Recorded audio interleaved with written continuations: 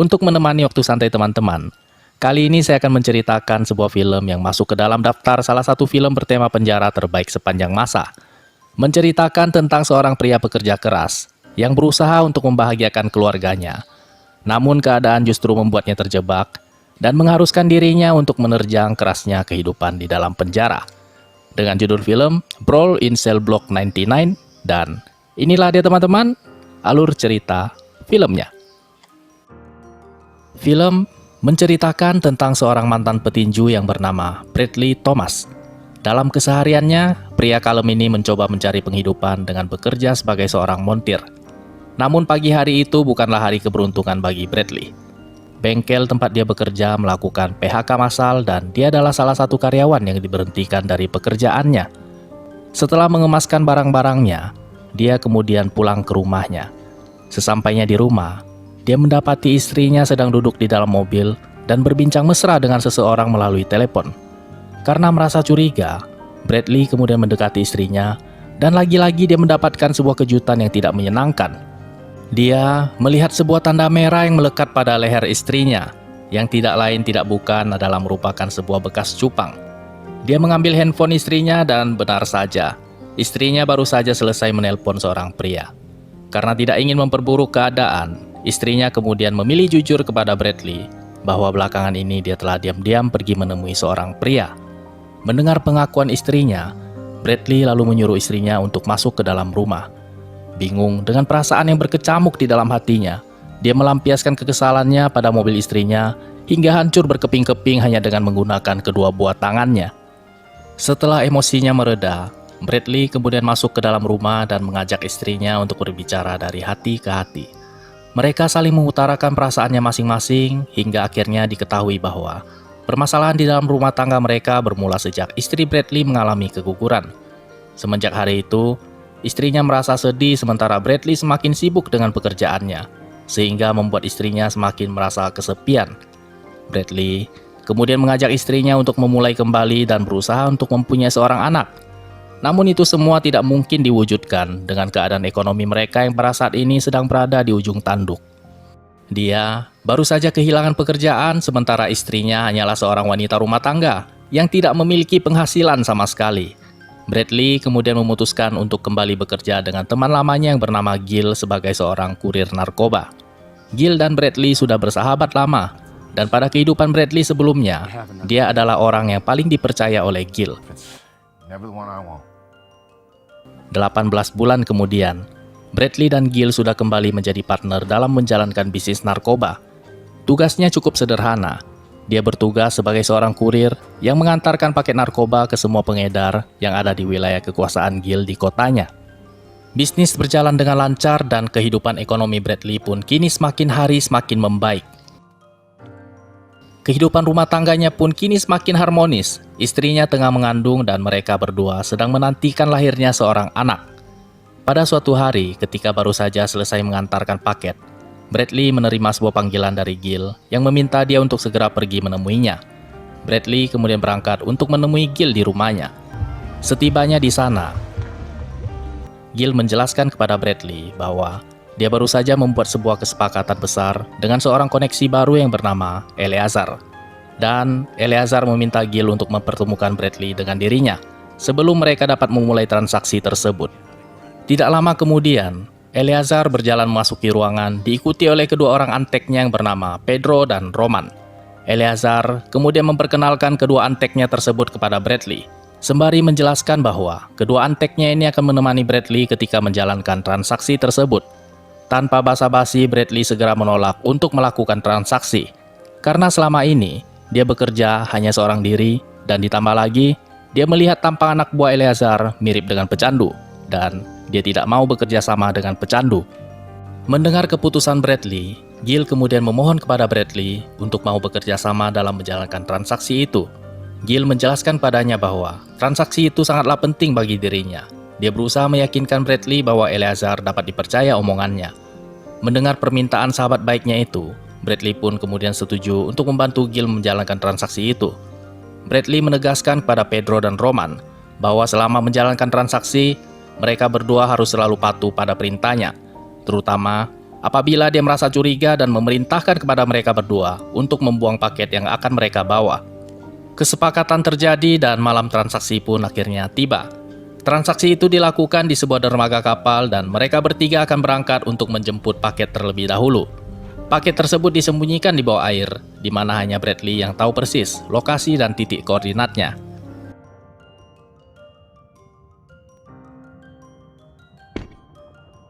Setelah berhasil menjemput paket, Bradley kemudian menyerahkan paket tersebut kepada Pedro dan Roman.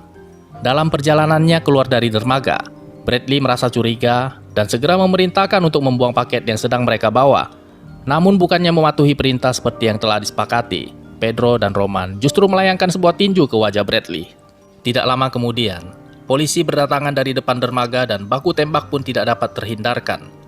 Pada awalnya Bradley tampak tidak peduli dan berjalan kembali ke arah kapal untuk mencoba melarikan diri. Namun tiba-tiba saja dia mengurungkan niatnya itu. Dia lalu berjalan kembali ke depan dermaga untuk menghabisi Pedro dan Roman. Setelah terlibat baku tembak dua arah yang hampir membunuhnya, dia akhirnya berhasil menghabisi kedua orang antek Eleazar tersebut. Bradley kemudian menyerahkan dirinya dan lalu dibawa pergi oleh para polisi. Sesampainya di kantor polisi, Kapten polisi berterima kasih kepada Bradley atas bantuannya dalam melumpuhkan Pedro dan Roman. Berkat aksi heroiknya itu, tidak ada polisi yang terbunuh ketika baku tembak sedang berlangsung. Sang kapten merasa heran mengapa Bradley tidak memanfaatkan kesempatan itu untuk kabur, padahal dia bisa saja meloloskan diri tanpa ada satupun bukti yang dapat menjeratnya. Bradley hanya mengatakan bahwa dia mencoba untuk melakukan tugasnya sebagai seorang warga negara yang baik. Polisi mencoba untuk menginterogasinya, namun dia tidak bersedia untuk memberikan keterangan sedikit pun. Bradley kemudian dijatuhi hukuman 7 tahun penjara atas kepemilikan senjata api ilegal dan pembunuhan. Dia merasa sangat kecewa dengan keputusan hakim yang tidak menimbang kembali perbuatan heroik yang telah dia lakukan. Bradley kemudian dibawa menuju Franklin R. James Prison, sebuah penjara dengan tingkat keamanan sedang, dan di sanalah dia akan menjalani masa hukumannya. Bradley berjalan masuki penjara dan kemudian diminta untuk menyerahkan semua barang-barang yang dia miliki. Dia diperiksa seluruh badannya untuk memastikan bahwa dia tidak menyelundupkan barang-barang yang tidak diinginkan ke dalam penjara. Pegawai penjara menjelaskan kepadanya semua aturan yang harus dia taati selama dia menjalankan masa hukumannya di dalam penjara tersebut.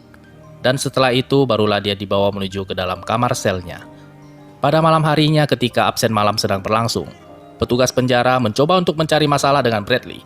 Namun Bradley tidak mau meladeninya. Dia hanya ingin menjalani masa hukumannya dengan tenang, menaati setiap peraturan yang ada di dalam penjara, dan berusaha untuk menjadi seorang napi yang memiliki kelakuan baik. Maka dengan begitu, masih ada sebuah harapan baginya untuk mendapatkan remisi berdasarkan ketentuan yang telah dibuat oleh penjara. Namun pupus sudah harapannya itu ketika pada keesokan harinya, dia didatangi oleh seseorang yang mengaku sebagai dokter kandungan dari istrinya, yang bernama Dr. Pellman. Dr. Pellman menjelaskan pada Bradley bahwa dia bekerja untuk Eleazar, sembari menunjukkan sebuah foto yang ada di dalam handphonenya. Ternyata mereka telah menculik istri Bradley, dan Eleazar mengancam bahwa dia akan membunuh istri dan bayi di dalam kandungannya apabila Bradley tidak menuruti perintahnya.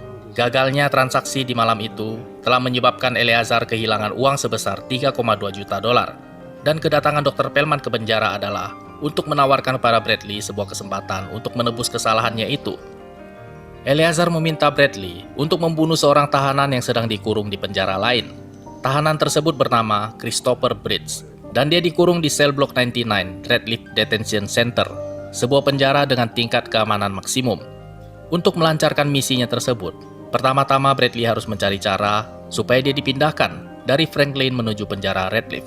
Dan satu-satunya cara supaya dia dipindahkan adalah dia harus membuat sebuah masalah besar. Ketika Bradley berjalan kembali menuju kamar selnya, dia dihampiri oleh petugas penjara yang tadi malam mencoba mencari masalah dengannya. Petugas itu mencoba meminta maaf kepada Bradley tentang masalah yang tadi malam dia perkarakan dengannya. Ibarat pucuk dicinta, ulam pun tiba. Bradley pun tidak menyia-nyiakan kesempatan tersebut. Tanpa basa-basi dia segera melayangkan bogemnya ke wajah petugas itu. Bradley kemudian terlibat perkelahian dengan petugas tersebut. Si petugas mencoba untuk memberikan perlawanan dengan mengeluarkan tongkat sakti andalannya. Namun Bradley segera menangkap tangan petugas itu dan lalu mematahkannya. Para petugas penjara yang melihat kejadian tersebut segera berhamburan keluar untuk mengamankan Bradley. Mereka kemudian membawanya untuk dipindahkan ke dalam sel pengasingan. Menyadari bahwa masalah yang dibuat olehnya belum cukup besar untuk membuat dirinya dipindahkan ke penjara Redleaf, dengan kedua tangan terkepang, Bradley kemudian menghajar para petugas yang sedang membawanya itu. Alhasil apa yang diinginkan oleh Bradley pun tercapai. Dia dibawa menuju penjara Redleaf dengan menggunakan sebuah mobil tahanan. Kepala penjara Redleaf menyambut kedatangan Bradley dan lalu mengingatkan padanya bahwa Redleaf bukanlah sebuah penjara biasa.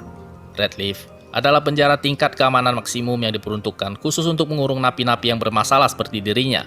Hukuman untuk seorang napi yang berani melukai petugas di sini tidaklah seperti hukuman pada penjara lainnya. Seringkali berakibat fatal dan bahkan berujung kematian. Setelah selesai melakukan sejumlah pemeriksaan, Bradley kemudian digiring menuju ke sebuah kamar sel yang sangat gelap. Toilet tidak berfungsi, sehingga membuat kamar sel itu dipenuhi dengan kotoran manusia. Pada keesokan harinya ketika sedang berada di lapangan penjara, Bradley dihampiri oleh salah seorang napi yang mengajaknya untuk berkenalan. Napi tersebut bernama Derek. Namun Bradley tampak tidak tertarik untuk berteman dengan siapapun yang ada di rumah barunya itu. Matanya tertuju pada sekumpulan napi yang sedang melakukan latihan angkat beban di sudut lapangan penjara. Bradley kemudian berjalan ke arah para napi itu karena dia ingin melakukan latihan angkat beban. Namun Derek segera mencegahnya dan memberitahukan padanya bahwa mereka adalah napi yang sangat berbahaya dan sebaiknya tidak usah mencari masalah dengan mereka.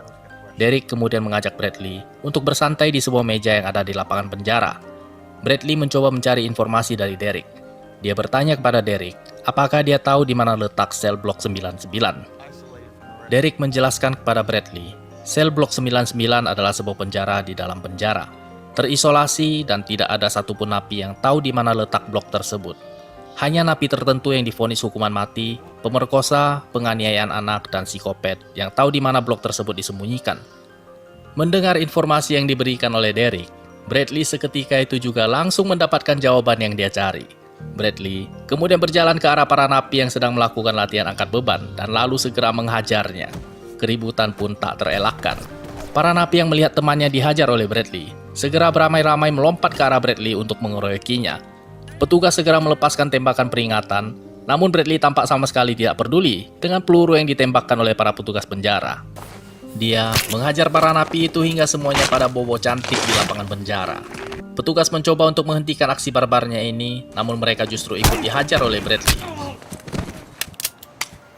Ulahnya ini berhasil membuat dirinya dijebloskan ke dalam sel blok 99 dalam keadaan kepala dibungkus dengan sebuah karung. Blok tersebut berada di sebuah ruangan bawah tanah yang terletak tepat di bawah penjara.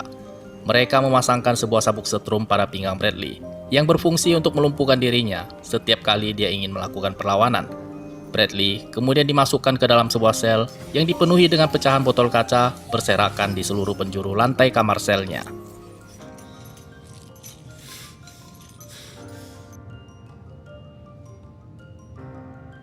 Pada keesokan harinya, Bradley dibawa oleh petugas penjara untuk menemui salah seorang napi penghuni sel blok 99. Tak disangka-sangka napi tersebut ternyata adalah Eleazar.